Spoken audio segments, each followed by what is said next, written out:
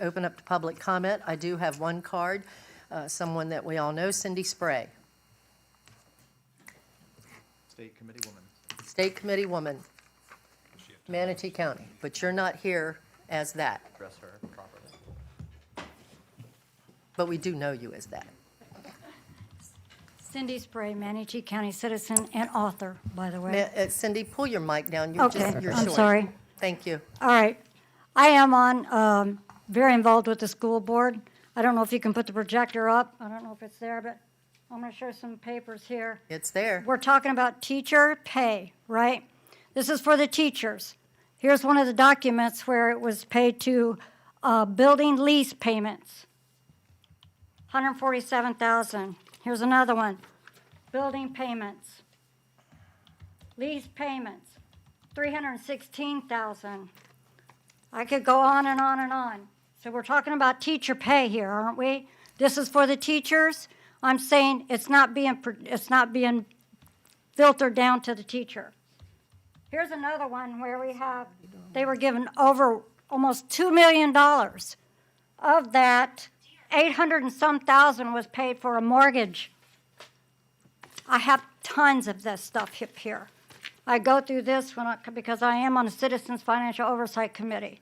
I ask about it during one of the meetings. Oh, it's just a journal entry. We can just change that. Well, change it. I want to know details what was spent. There's also in here, handwritten. I could show you a handwritten one. And this is what was, there you go. No detail. $93,550. No detail. This is a handwritten document that was presented to the school board of what they used the money for the referendum for. Then I got the report, and I reviewed this report for the FISC affirmed Manatee County review. I'm going to show it real quick here, right here. So I read the document. When I read the document, I got to the ESG consideration. Manatee County School Board control of corruption has been revised from a grade 3 or level 3 to level 4, incorporated improved management practices and budgetary oversight, resulting in rule of law being minimally impacted to the assigned rating. So I referred to the rating. It says 0 to 25 first quartile. Scores within the range indicates poor relative ESG performance and significant degree of transparency in reporting material ESG data publicly. So that gives me great concern. My daughter's a teacher. Not in this county, but she's a teacher. And all of this impacts her too. We gave the school board almost over $3 million for substitute teachers. At the end of May, they didn't have enough money, so they had to go back and ask for another $850,000. Dr. Host was there during that vote. That's my 3 minutes. I just want to show you we're watching your money. Thank you. State your name. You'll have 3 minutes, please. Andra, Griffin, Manatee County. I'm thankful to know Cindy Spray, and she's my friend, and I love the work that she does. I'm going to support this, not because I want to, but because I feel the need to for the teachers. I want to express my frustration and concern that we have an incompetent superintendent that constantly does things to thwart the will of the taxpayers in Manatee County. I also will always, and plan to, moving forward, be continuing to ask for her resignation because of crap like this. Okay. Andra, I Madam just Chairman, asked that, yes. excuse me, I got this. Thank you. Andra, just please. No personal attacks. What I'm please. getting Have at, the floor. No personal attacks. Please do not don't interrupt me. be Thank you. disrespectful. So I am going to support this. I'm hoping that they can work on the millage. I think the millage is entirely too high. But this is poor government. I'm not going to sit here and act like it's not.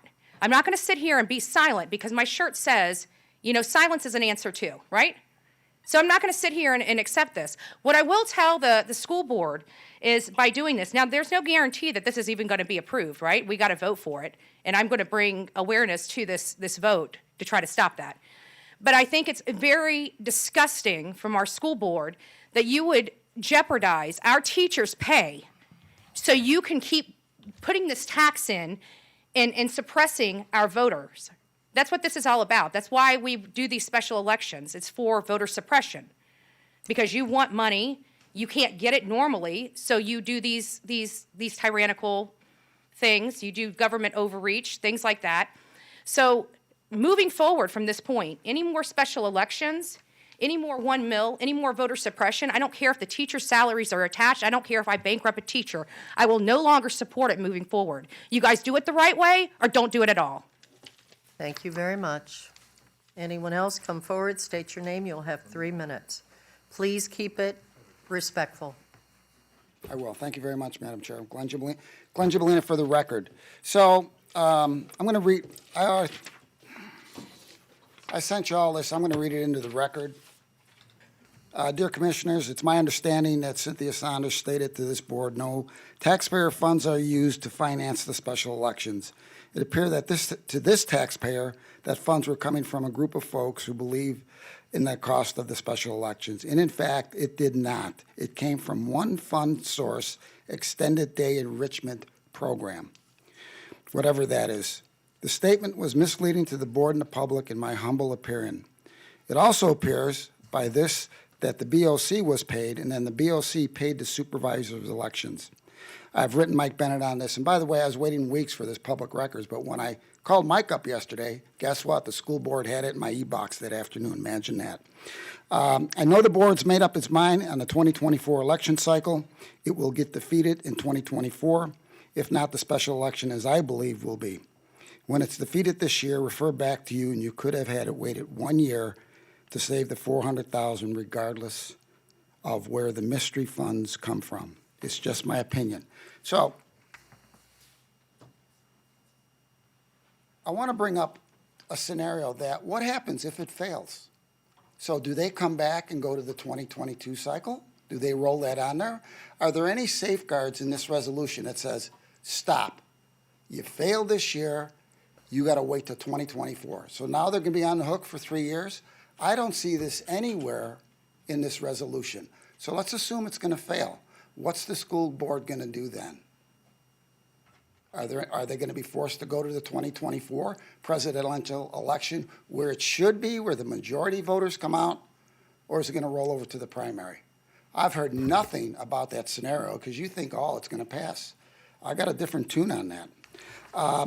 So that's the problem I have. It's the process. It's the process that was compromised. You're exactly right. We should have been having this conversation 12 months ago to the school board and say, you know what? You need to be on the 2020 election because when you're going to come up and spend $400,000, we're not going to pass it. There was no dialogue to the school board, and quite frankly, do you think the school board would have dialogued with you? They didn't want to do it. They know they're going to push this through with teachers and bus drivers and stuff. So when you keep out 74% of the voters, that's voter suppression. Simple. It's very simple. And if it goes to the primary, it would probably fail as well. But certainly in the presidential election, it will fail. Should never be tied to wages, in my humble opinion. So that's my 2 cents. And I don't know who the impressed account is. Some magical account. Thank you. Any